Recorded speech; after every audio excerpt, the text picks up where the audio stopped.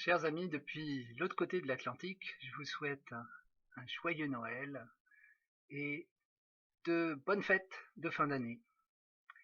Aujourd'hui, fête de la Sainte Famille, nous sommes invités à redécouvrir notre vocation à vivre en enfant de Dieu, dans l'intimité familiale avec Dieu, que ce soit personnellement ou en communauté.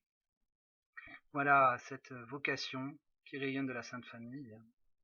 Mais peut-être que certains se disent, moi, je n'ai jamais connu une famille heureuse. Alors, comment pourrais-je goûter cette vocation et la comprendre? La vocation à vivre dans la famille de Dieu ne dépend pas d'abord de notre histoire, heureusement.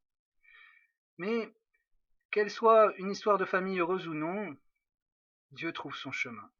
Si nous avons eu la chance de vivre dans une famille heureuse, eh bien ça a pu être un lieu favorable pour façonner en nous cette identité familiale d'amour avec Dieu. Mais si, comme ça a été pour moi le cas, nous avons grandi dans une famille blessée, avec des souffrances, cela peut être aussi, et cela l'a été pour moi, le creuset d'une soif immense de l'amour de Dieu qui ouvre un espace pour accueillir cet amour.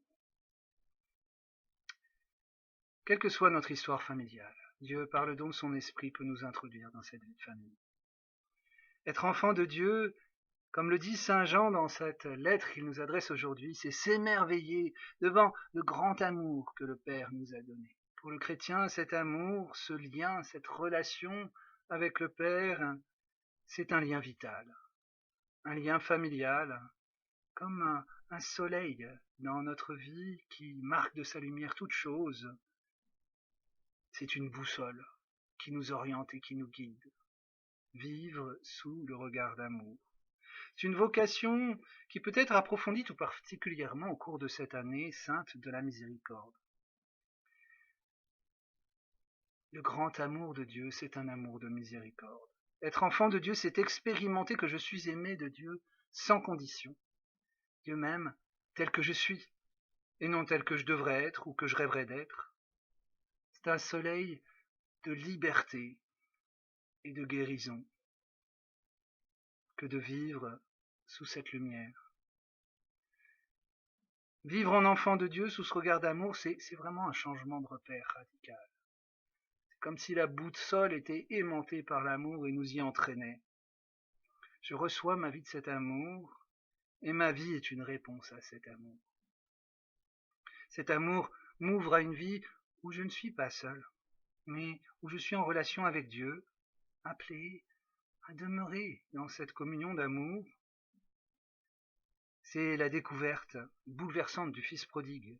Il croyait que la vie, c'était d'abord la réalisation d'un projet personnel, que ce qu'il y avait à découvrir, c'était loin de la maison du Père, qu'il était appelé à aller loin des affaires du Père, et va découvrir, après bien des échecs, que la vraie vie, c'est d'être dans la maison du Père, et que c'est là que chacun reçoit une vocation unique, parce qu'il est aimé de façon unique. Il a sa place, toute sa place.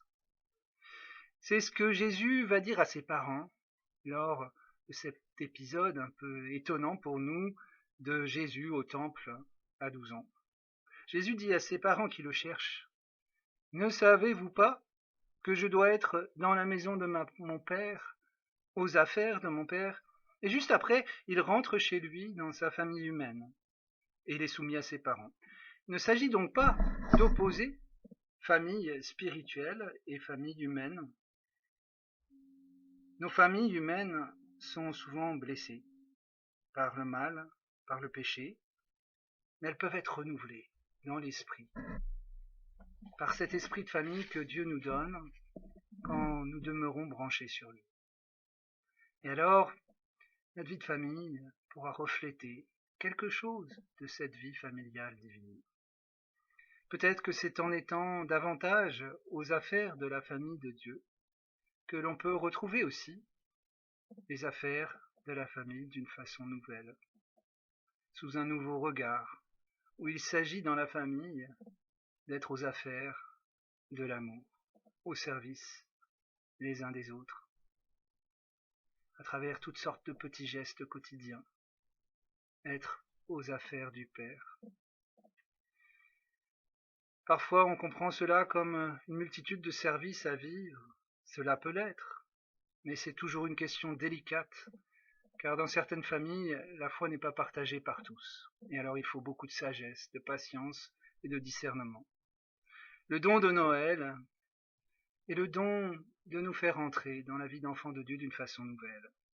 Et peut-être que Joseph et Marie peuvent nous aider à leur façon à trouver chacun un chemin. Méditons d'abord sur Joseph. Il nous invite peut-être à adopter Jésus, comme il l'a fait. Joseph a été conduit par l'Esprit à adopter Jésus. Il était juste. Quand il découvre que Marie est enceinte par l'Esprit, il se retire en pensant qu'il ne doit pas gêner le projet de Dieu. Mais le Seigneur, par son ange, l'appelle à adopter Jésus, à croire en lui comme étant le Messie, à lui donner le nom de Jésus, à le nommer, ce nom qui veut dire Dieu sauve, et à comprendre que ce Jésus, Dieu sauve, c'est le même nom que Emmanuel, qui veut dire Dieu avec nous. Adopter Jésus, c'est donc à la suite de Joseph, le nommer comme sauveur, comme Dieu avec nous, et pour vivre avec lui. C'est immense dans notre prière. Voulons-nous vivre avec lui, demeurer avec lui? C'est pourquoi j'aime particulièrement ce qu'on appelle la prière de Jésus. C'est une prière qui consiste à nommer Jésus dans la prière. Seigneur Jésus, Fils du Dieu vivant, prends pitié de moi pécheur. Et à la répéter amoureusement. Plus simplement, on peut dire Jésus, amour, et répéter Jésus, amour. Ou Jésus, je t'aime, Jésus, pardon. C'est une prière inventée par un pèlerin russe qui, au cours de son pèlerinage, est tombé amoureux de Jésus en lisant l'Évangile. Il prolonge cette lecture par cette répétition amoureuse du nom de Jésus, comme une respiration du cœur. Il inspire l'amour et il le souffle, il est tout transformé. Ceux qui veulent lire cette belle histoire, elle se trouve dans un petit livre qui s'appelle Les récits d'un pèlerin russe. Cette rumination, méditation amoureuse du nom de Jésus peut nous ouvrir à la confiance d'enfant de Dieu, d'une façon renouvelée, à vivre avec lui, peut-être à demeurer davantage en sa présence, ou à redécouvrir dans la prière cette intimité d'enfant de Dieu avec le Père, par Jésus, guidé par lui. Joseph, après avoir nommé Jésus et l'avoir accueilli comme ce qu'il est, le Sauveur, l'Emmanuel, a pris chez lui Marie l'enfant. Marie et l'enfant. Il a pris soin de la famille de Jésus en faisant partie. Il va s'occuper des affaires matérielles de la famille, trouver la grange à la nativité, fuir les ennemis, et puis pourvoir à tous les besoins à Nazareth. Suivre Joseph dans cette adoption de Jésus, dans cette vie de la Sainte Famille, c'est peut-être entendre aujourd'hui aussi un appel à m'impliquer pour servir la famille de Jésus, l'Église, et en prendre soin. Marie nous montre aussi un chemin particulier dans cette sainte famille. Marie, elle aussi, a dû répéter ce nom de Jésus avec émerveillement, en étant enceinte.